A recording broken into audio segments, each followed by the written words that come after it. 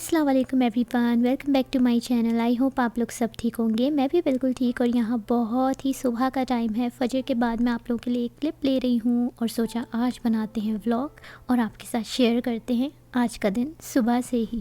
तो ये देखिए अभी सुबह का टाइम है, ऑलमोस्ट 11:15 हो गए हैं, इतनी भी सुबह नहीं है। तो यहाँ पर मैंने जो है ना मंगवाई है आलू की भाजी पूरी, कुछ ऐसा है मेन्यू में। तो देखते हैं कैसा है। तो इसमें लिखा है कि इसमें 4 पूरियां हैं। अब देखते हैं कि किस तरह का है, किस तरह से ये पैक है इसके अंदर भी।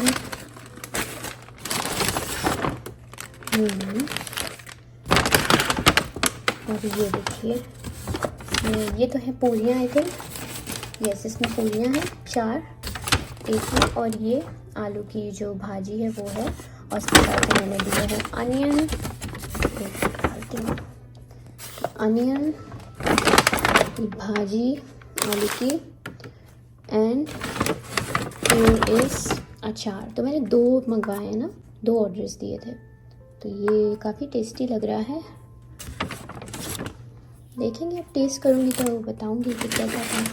कोर्स पाकिस्तान जैसी पूरी तो यहाँ नहीं मिलती, मगर इतना भी बुरा एक्सपीरियंस नहीं रहता है। और है वो खाली है। और जब ऐसे देखो ना, कुछ आप आराम से चाय बनाने जा रहे हो तो कुछ अजीब सा मूड हो जाता है कि भाई क्या है, अब यही काम करो।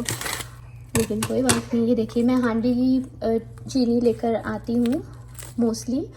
इसी तरह की जो भी देसी स्टोर में मिलते हैं ना पैकेट्स, उस तरह की ठीक रहती है। ये वॉलमार्ट में जो ब्राउन शुगर मिलती है ना, इसका प्रॉब्लम होता है, वो बड़ी सॉफ्ट होती है और वो बहुत सख्त पत्थर जैसे बन जाती है। तो ये देखिए, ये कितनी अच्छी होती है। मतलब ना, अगर इसमें इवन आपको इस तरह का दिखेगा भी ना, तो आप बस एक स्पून को इस तरह से करें तो ये टूट जाती है। लेकिन जो वॉलमार्ट में मिलती है ना, वो बिल्कुल भी मतलब अजीब सी बहुत हार्ड हो जाती है, तो मुझे वो पसंद नहीं है। तो यहाँ मैं चाय बना रही हूँ। तो ये देखिए, कुछ इस तरह के हैं आलू पूरियों के।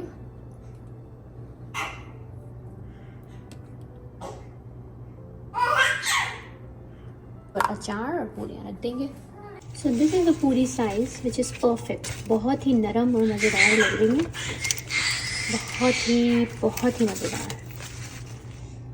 तो ये है हमारा आज का नाश्ता। लाइक कोई वीकेंड नहीं है, कोई ख़ास चीज़ नहीं, बस कभी कभी होता है ना, दिल चाहता है और इंसान कुछ नया ट्राई करने का सोचता है और मंगवा लेता है।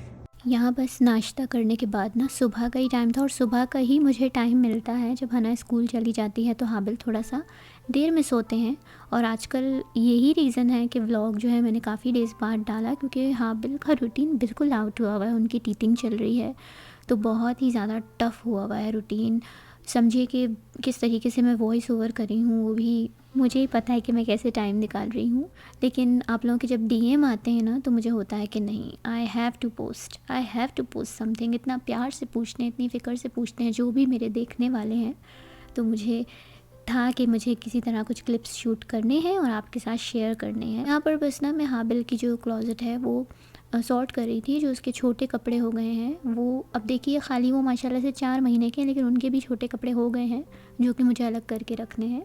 0 to 3 मंथ्स के जो भी उनके कपड़े थे वो सब मैंने से हटा दिए थे ताकि जगह बन सके। और जो अब उसकी एज के कपड़े हैं, जो कि 3 to 6 मंथ्स तक की एज के कपड़े हैं, वो मैं अच्छे से सेट कर दूँ। लेकिन ये है कि इतनी सारी यादें हैं ना, इतनी सारी चीज़ें वो पहन भी नहीं पाया। मुझे ये अफसोस हो रहा है कि वो भी चीज़ें मुझे रखनी पड़ रही हैं। मगर इसी तरह होता है, पेरेंट्स जो होते हैं ना वो इमोशनल हो जाते हैं जब एकदम से आपको पता चलता है ना कि आप प्रेग्नेंट हैं। तो आप बस इतना ज़्यादा ओवरवेल्म्ड हो जाते हैं कि बस ये भी ख़रीद लो, वो भी ख़रीद लो। और असल में मेरे केस में ये हुआ कि जब होता है ना कि जैसे अगर हना थी तो एक कोई मेरी बेटी हो रही होती, तो फिर मेरे बहुत सारी उसकी चीज़ें काम आ जाती। लेकिन हाबिल के होने से ये हुआ कि मुझे कोई भी हना के एक आध ही वंजी होगा जो काम आया होगा। मुझे सारे ही बॉयज़ के हिसाब से चीज़ें लेनी पड़ी। तो ये कुछ मसलिन की चादरें और पता नहीं क्या क्या आप देख सकते हैं अभी स्क्रीन पर, इतनी मैंने चीज़ें ले ली। जैसे हविस नहीं होती उस तरीके से कि मुझे हो रहा है कि इतना तो यूज़ में भी नहीं आता। लेकिन चलो कोई बात नहीं, यही होता है, पेरेंट्स को होता है कि शौक़ ख़रीदें। तो यहाँ पर अभी सारी वही चीज़ें रख रही थी और इतनी सारी मेमोरीज़ हैं। लग रहा है कि जैसे क्यों अभी तो पैदा हुआ था और इतनी जल्दी जल्दी क्यों बच्चे बड़े हो जाते। के देखिए अब माशाल्लाह से उनकी टीथिंग की एज आ गई है, मतलब 4 मंथ्स के वो हो गए हैं, 5th मंथ उनका लगने वाला है। तो बस इसी तरह से जो है टाइम गुजर रहा है। ये जो भी आप देख रहे हैं ना स्क्रीन पर, ये हना ने बड़े शौक़ से लिया था और ये मुझे पहनाना है उसको, इससे पहले कि हाबिल को ये छोटा हो जाए। और एक और हाबिल का ड्रेस है जो मैंने बनवाया था कस्टम, वो भी मुझे अभी तक उसको पहनाने का मौका नहीं मिला है। तो ये होता है जब आपका बेबी आपकी लाइफ में आ जाता है और आपका जो दिन है वो रात हो जाती है और रात दिन बन जाते हैं, मतलब सब कुछ उल्टा पुल्टा रूटीन चलता है जब तक बच्चा थोड़ा सा समझदार नहीं हो जाता है। और यही आजकल हाबिल के साथ चल रहा है। उनकी टीथिंग हो रही है, उनकी 4th मंथ वैक्सीन हुई तो उससे भी उनको थोड़ा फ़ीवर हुआ, तो काफ़ी ज़्यादा टफ़ डेज़ चल रहे हैं। और सबसे बड़ी चीज़ क्या होती है कि जब आपकी नींद पूरी नहीं होती ना, तो आपको कुछ भी अच्छा नहीं लगता, कुछ भी आप करने के काबिल नहीं रहते ना, आपके रूटीन से हट के काम। लेकिन फिर भी ये होता है कि आप कुछ चीज़ें होती हैं आपको करनी पड़ती हैं, अपने आप को फ़ोर्स करना पड़ता है। आप अपनी चीज़ें अब बेबी के आने से नहीं छोड़ सकते हैं, जैसे कि आप अपनी केयर नहीं छोड़ सकते हैं। ये सारी चीज़ें जो है ना बेबी के आने के थोड़े दिन बाद एक माँ को समझ आती है। ये इस वक्त जो स्क्रीन पे हैट है ना, ये वो पहला हैट है जो हाबिल ने पहना था। ये वाला था एकदम उसने बर्थ के फ़ौरन बाद पहना था। और जो ब्लू आपने देखा है वो जब हॉस्पिटल से वो उसको डिस्चार्ज दे रहे थे, तो जब हॉस्पिटल में उसको मिला था। तो ये इतने मेमोरेबल चीज़ें हैं ना जो दिल के इतनी करीब होती हैं। मतलब जो हाबिल और हना की भी मैंने यही की थी कि जो उसने बहुत ज़्यादा चीज़ें पहनी थी वो मैंने अपने पास रख दी थी, और जो उसकी ऐसी चीज़ें थी जो उसने यूज़ नहीं की थी वो मैंने दे दी थी कि किसी के काम आ सके। इंस्टाग्राम के स्टोरी में मैंने हाबिल के साथ एक फ़ोटो शेयर की थी जिसमें हाबिल रैप में था, कैरियर जो होता है बेबी कैरियर उसमें। और मैंने उसमें ये मेंशन किया था स्टोरी में कि मैं उसके साथ ही उसको रैप में लेकर क्लीनिंग, कुकिंग, हर चीज़ मैनेज कर रही हूँ। तो इस चीज़ पर काफ़ी मुझसे क्वेश्चंस आए थे कि किस तरह आप ये कर रही हैं, कैसे ये हेल्पफुल है, तो आप ज़रूर इसको बताइए। तो यहाँ मैंने सोचा मैं आपको बता देती हूँ। देखिए वो जो रैप है ना, उसके लिए आपको काफ़ी प्रैक्टिस चाहिए।